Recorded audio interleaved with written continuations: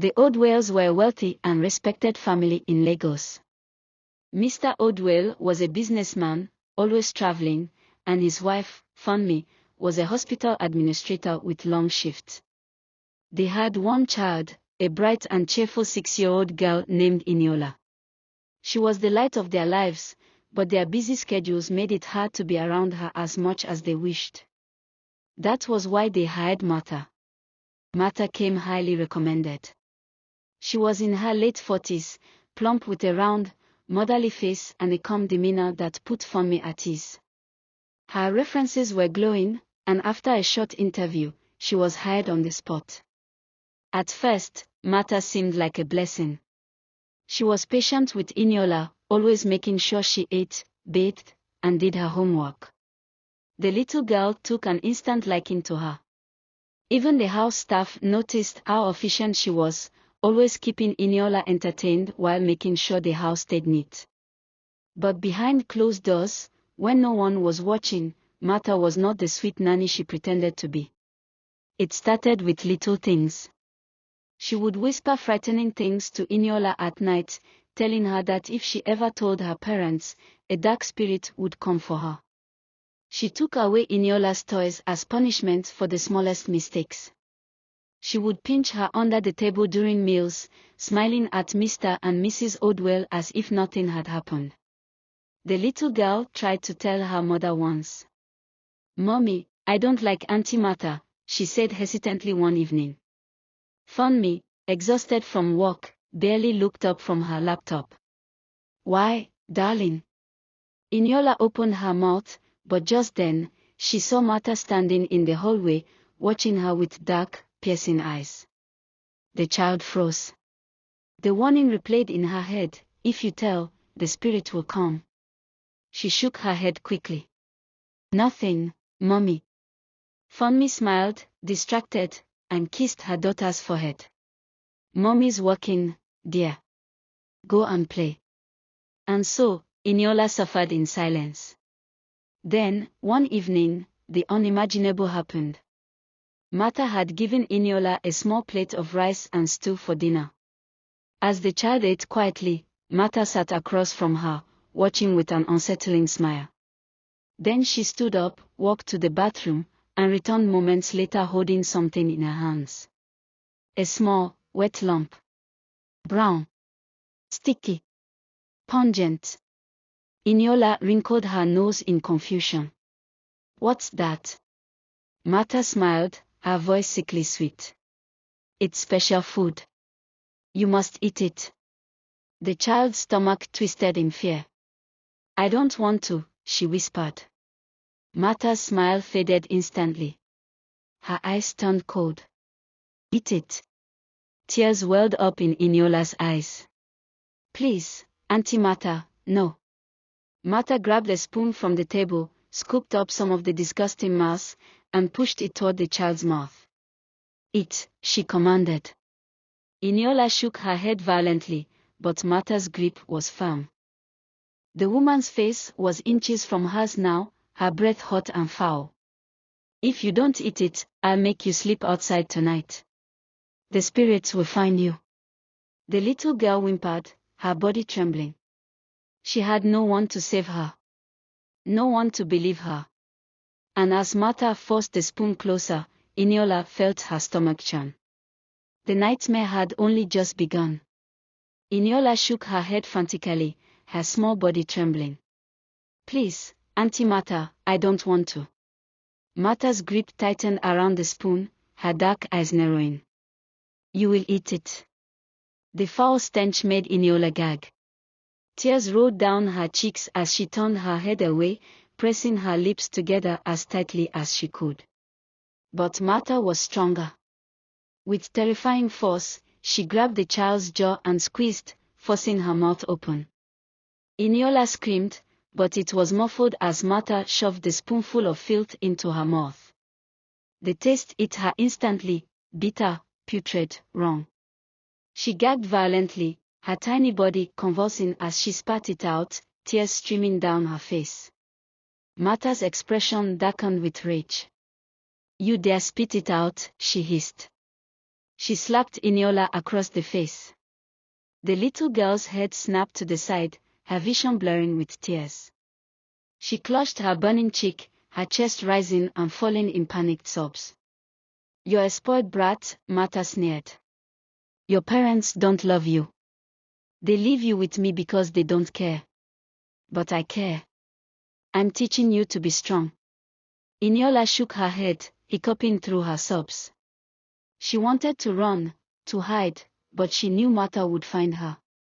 "Now," Martha said, scooping another spoonful, "open your mouth." Eniola whimpered, shaking her head again.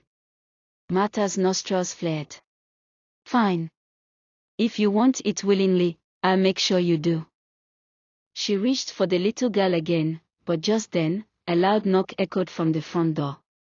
Martha froze. Eniola's heart pounded. "Mommy. Daddy." Another knock, more impatient this time. "Martha," a voice called. It was Funmi. Panic flickered across Martha's face.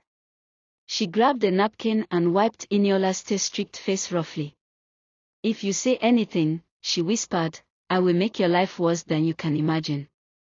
Eniola sniffled but said nothing. Martha forced a smile and walked toward the door. She took a deep breath, straightened her dress, and opened it.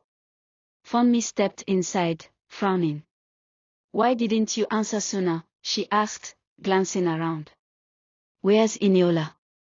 Martha turned slightly, her body blocking the dining table where Eniola sat frozen in fear. "She just finished eating. I was cleaning up." Funmi peered past her and spotted her daughter.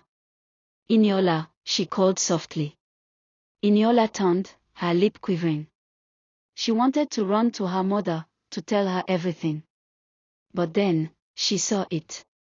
Martha's eyes, dark, cold, promising pain. The warning replayed in her head, "If you tell, I will make your life worse than you can imagine." Swallowing her sobs, Eniola forced a tiny, shaky smile. "Hi, Mommy," she whispered. Funmi smiled back, relieved. "Good girl. Have you been behaving?" Martha answered for her. "She's been wonderful." Funmi nodded, rubbing her temples. "I'm so tired. I don't even have the strength to check her homework tonight." She looked at Martha. "Please, just make sure she sleeps early." "Of course, Mom," Martha said sweetly. As Funmi disappeared into her room, Eniola felt her chest tighten. Martha turned back to her, the fake smile vanishing instantly. "Tomorrow," she whispered, her voice low and filled with venom, "we will try again." Eniola swallowed hard, her tiny hands gripping the edge of her seat. She knew there was no escaping this. Tomorrow would be worse. Eniola barely slept that night. Every time she closed her eyes, she saw Martha's dark, menacing stare. Her stomach twisted in knots, and her heart pounded with fear. What would happen tomorrow? Would Martha force her again? Would she make her eat something even worse? By the time morning came, Eniola was exhausted, but she forced herself to get up when she heard her mother moving around. Funmi was in a rush, as always. "Eniola, be good, okay," she said, planting a quick kiss on her daughter's forehead. She barely looked at Martha as she grabbed her bag and hurried out the door. The moment the front door shut, Eniola felt dread settle in her chest. Martha turned slowly, a smile curling her lips. "Now," she said, "where were we?" Eniola's throat went dry. She wanted to scream, to run, to do anything, but her legs refused to move. Martha grabbed her roughly by the wrist and dragged her toward the dining table. "Sit," she ordered. Eniola hesitated, but Martha's fingers dug into her skin. She obeyed. Martha walked away for a moment. When she returned, she was holding something. A small, covered bowl. Eniola's stomach twisted violently. She already knew what was inside. Martha placed the bowl in front of her and removed the lid. The horrible stench hit her immediately. It was even worse than yesterday. Eniola covered her nose, gagging. Please, Auntie Martha, she whimpered. Please don't make me eat it. Martha's smile vanished. Enough whining, she snapped. You will eat it. Every last bite. Eniola shook her head frantically, tears spilling down her cheeks. Martha grabbed the spoon and scooped up a portion of the foul mess. Open your mouth, she ordered. Eniola clenched her lips shut, shaking her head desperately. Martha's face darkened. You stubborn little rat. She pinched Eniola's nose tightly, cutting off her air supply. The little girl gasped, her mouth opening instinctively to breathe. That was all Martha needed. She shoved the spoon into Eniola's mouth. The vile taste exploded on her tongue, bitter, rotten, unspeakably disgusting. Her stomach churned violently, and she gagged, trying to spit it out. Martha slapped a hand over her mouth, forcing her to swallow. Good girl, Martha cooed. Eniola's whole body convulsed as the horrible substance slid down her throat. She could still taste it, still feel it, and it made her want to scream. Her stomach lurched. She vomited all over the table. Martha's eyes flared with rage. She grabbed Eniola by the arm, yanking her out of the chair. You disgusting child, she hissed. She dragged Eniola toward the bathroom and shoved her inside. Since you love vomiting so much, Martha sneered, you can stay in here until you learn to behave. She slammed the door shut. Eniola pounded on it, sobbing. Please. Let me out. Martha ignored her. Hours passed. The little girl curled up on the cold tile floor, her stomach empty, her body weak. She had never felt so alone. And then, she heard it. A sound. A faint tap from the bathroom window. Eniola sat up slowly, wiping her tears. Was someone there? She crawled toward the window and peered outside. Her breath caught in her throat. A face was looking in. Not just any face, one she recognized. It was the old security guard, Baba Dameji. His eyes were wide with concern. Eniola, he whispered. The little girl's lips trembled. Help me, she pleaded. Baba Dameji's gaze darkened as he looked past her, noticing the mess on her dress, the tears staining her face. And for the first time since this nightmare began, Eniola felt a sliver of hope.